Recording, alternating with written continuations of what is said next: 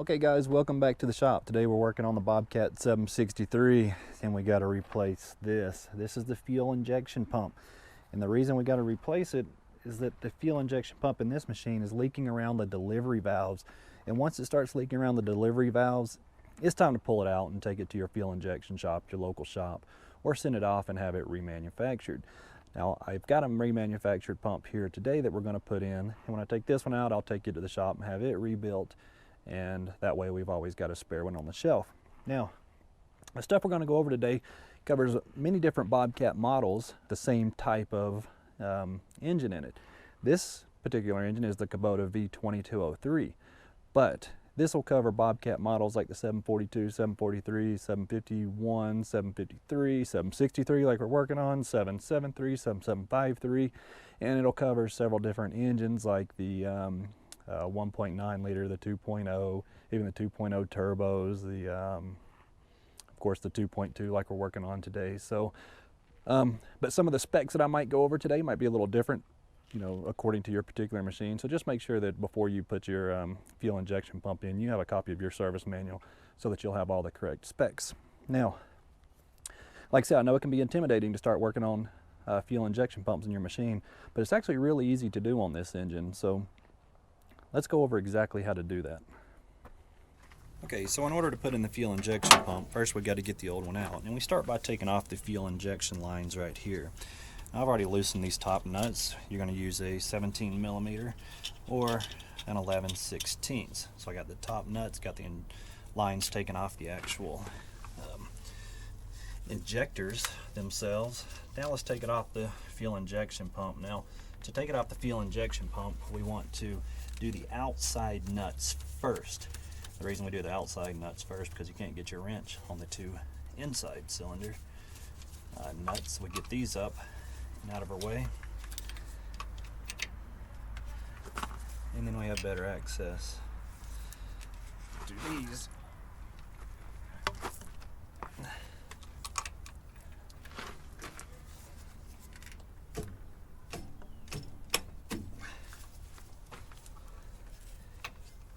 On a piston style fuel injection pump, if you'll notice all these weird bends in the fuel injection lines, if we were to straighten out these fuel injection lines, you know, straightened out all the bends and laid them out on a table, they would all come out to the exact same length.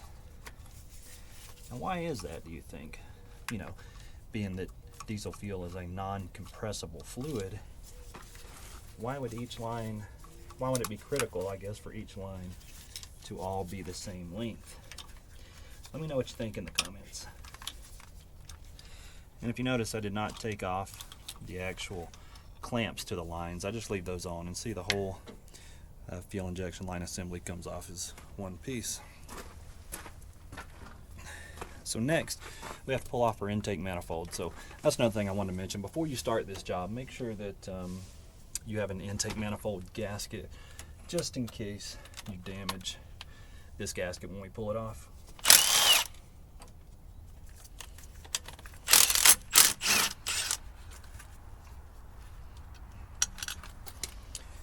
And then I'm not even going to take the tube off. I'm just going to lift the manifold up and set it off to the side just like that. Next thing we need to do, pull off our fuel line and our injector return line here.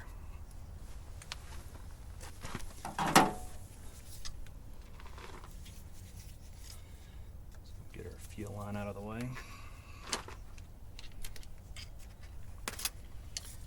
And our injector return line.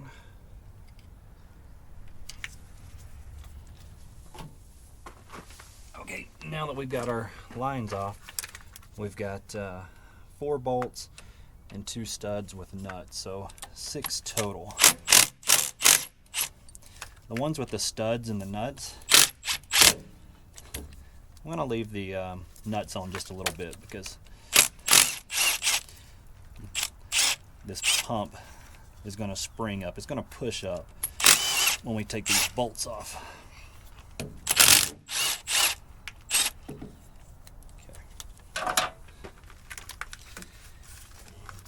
That's all there is to it. now we can lift our injection pump right out of the hole. And you can see these have roller lifters on the bottom of the pump, and that's what runs on our camshaft. So that's what one thing people's afraid of when they start working on injection pumps is the actual timing issue. Well, the camshaft is timed on the front gear. With that being said, since we're not messing with that fuel camshaft, the timing on that side is going to remain where it needs to be. Now this piece, which I want to be very careful with,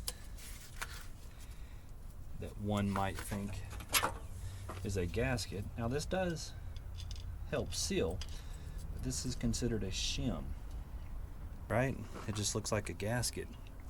But this is a shim. This is how we set our fine tuning, the fine timing on it. And each shim is worth 1.5 degrees of timing. So when we put our injection pump back in, we're going to prime it, and then we're going to rotate our flywheel, find our mark on there, and see where that number 1 delivery valve starts to inject fuel. And if it's injecting fuel too soon, then we will add a shim to retard the timing. Like I said, each shim is 1.5 degrees. So when you put this back in, make sure that you don't use any type of sealant. I believe this one's got another shim on here.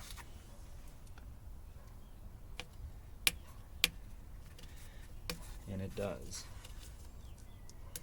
So this motor is already set with 2 shims, so that would be 3 degrees of timing retarded. So we're going to leave those shims on there, and like I said, make sure we don't use any silicone or any type of sealant on these, because we don't want anything to mess with that timing. If I can get the shim on right. Okay, Brady. Here we go. Okay. Now, we don't have to pull off our fuel stop over here. Some people would say you do. I say you don't. This is our rack right here, and this pin, if you can see it, this pin is what we've got to slide into a slot on this fuel shutoff right here. So let's see if I can get an angle on that, and you can take a look and see what that looks like. Okay, so looking over the top here. Okay, I know it's dark. Okay, there's our fuel camshaft down here. Now this area right here is where I want you to look. See, when I slide this over, it's that center slot right there. That's where that fuel rack pin is going to slide down into. So we drop that fuel injection pump down in. Let's just make sure that that pin on the rack goes in this slot right here. See, if I have this all the way over and the pin tries to go over here, that's not going to work. And same thing if we push it too far and the pin goes over here, that's not going to work. So let's put our fuel stop right in the center and make sure that that pin drops right in there.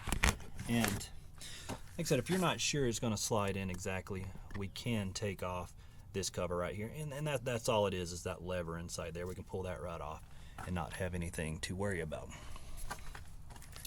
Also, there's a spring right to there. I'm sure you can see it right there in the corner. That spring is supposed to stay there, and just that's what pushes on the rack itself. So just make sure visually that that spring is still there and it did not drop inside of your engine, and it shouldn't. It should always stay there. But just a note. Again, another view of the camshaft there. We're going to leave the same shims on it. There's 2 shims. Like I said, we're going to leave those on when we drop the pump in, and then we're going to try to fine tune that timing and just see if we need to remove a shim or add a shim. And since we're using a different pump that came, that's not original to this engine, we could have to change a shim around. New pump going in.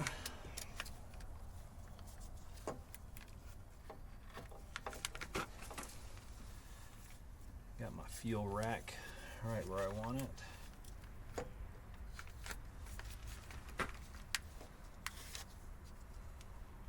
holding my lever over so that it's going to drop right in theory. Oh.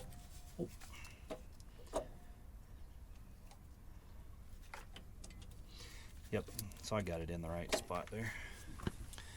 Okay, I'm going to start with the studs, the nuts that go over the studs.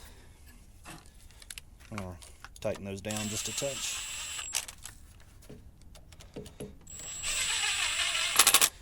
And you see those rollers on the camshaft.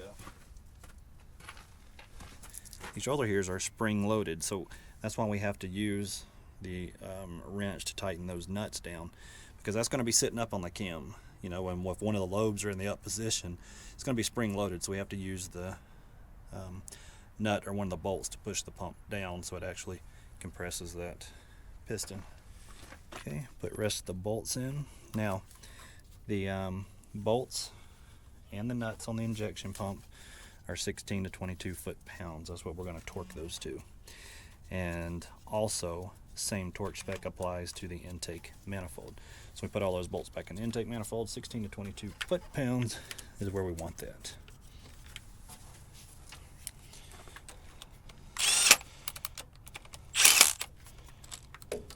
Okay. Now we got an injection pump in and torqued. There is no damage to my intake gasket. I actually just put this gasket on not too long ago. So luckily we're going to reuse that gasket.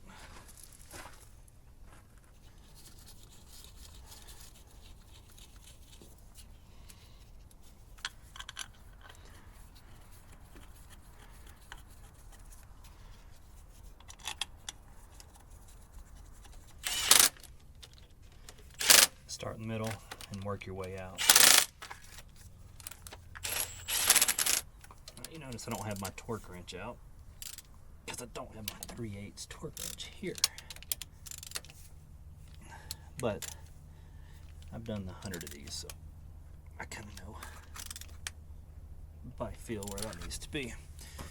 That looks good to me. Okay, so real quick before we put the injector lines on, you can see I still need to put my fuel intake on there. But to time this, we need to time it on the number 1 cylinder, which it goes from front of the motor to back. 1, 2, 3, 4. This is a straw like off a WD-40 or some brake clean or something like that. And what we do is we're going to put that straw right inside there and push down tight. Now, you won't be able to see it in the video, so I'm not going to film that. But once we get this pump primed, we're going to turn that engine over and we're going to watch the fuel come up in that straw. Now, you can't see it, like I said, on video, but I can see through there when the fuel starts to come in there. Now, looking down at the bell housing here, again, I probably won't be able to film this because it's so hard to see, but inside this hole here, maybe I'll throw a picture up for you so you can see in the service manual, there's going to be 2 lines that we're going to use to time this engine. And that line, there is a groove right here in the block. I don't know if you can see that, but we're going to line that line up with that groove. And when that happens, as we're turning the motor over, and again, we're turning the motor over this way. So depending on which side of the motor is counterclockwise, you're going to put your wrench on the flywheel side, and we're going to turn the engine in that direction. That's going to bring that mark up into this window, and you're going to have 2 lines on this flywheel because this motor was used in both the 753 and the 763. The first line that comes up is 22.5 degrees, and that's the line we're going to use for the 763. The second line is 19 degrees before top dead center, and we would use that if we were working on 753. That's why I said it's important to have your service manual, you know, for the particular machine you're working on, so that we know how to time that.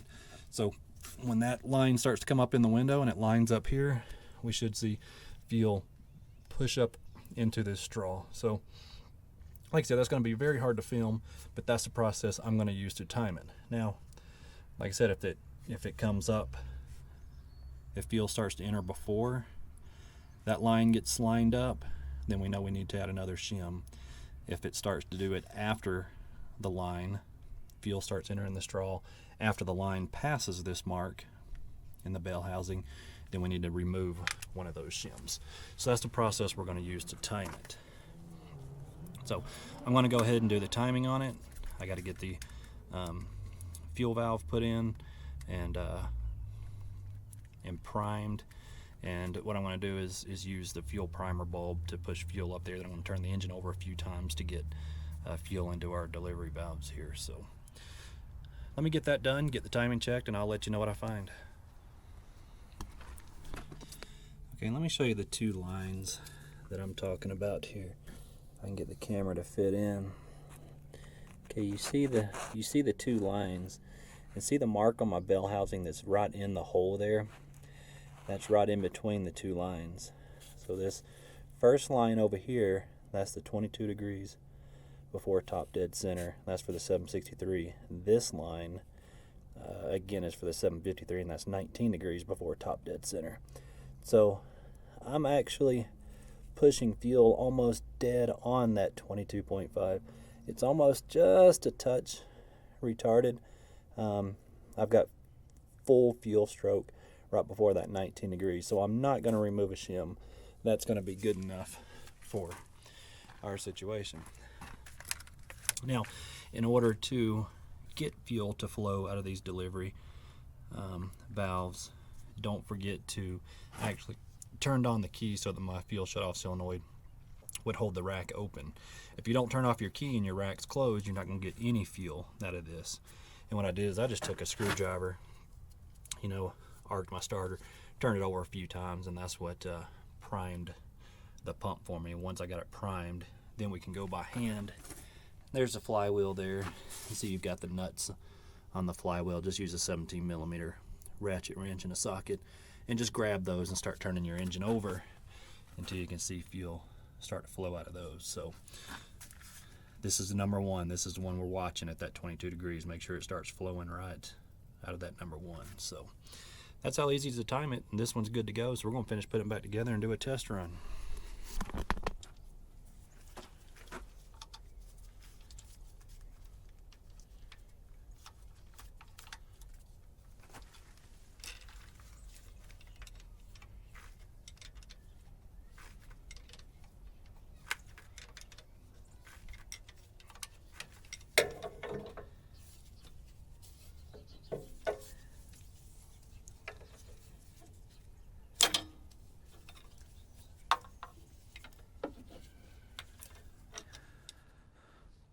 Okay, I've got the injector lines tight and installed now, and I went ahead and turned the engine over a few times to prime the actual lines themselves.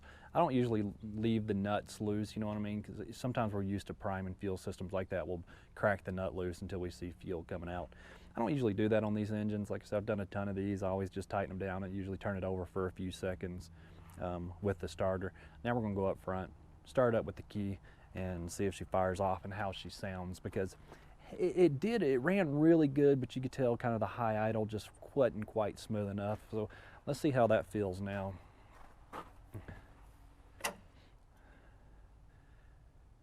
Contact. Okay, little puff of black smoke, that's normal. Yeah, low idle sounds really good. Let's bring it up to high idle. That is so smooth.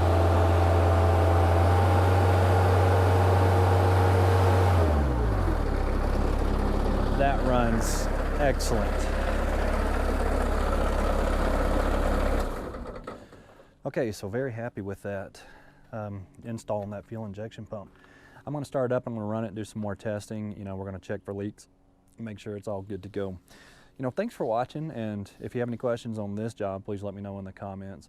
And also, if you've got a Bobcat machine and there's anything you're interested in seeing a video on or a procedure you'd like a little help with, please let me know, man. I'll be more than happy to see if I can't put a video together for you. I'm around these machines all the time, so no matter what model you have, I've probably seen it, worked on it, and can probably help you out with that. So, not the only way to do it. This is just how I did it. Thanks for watching.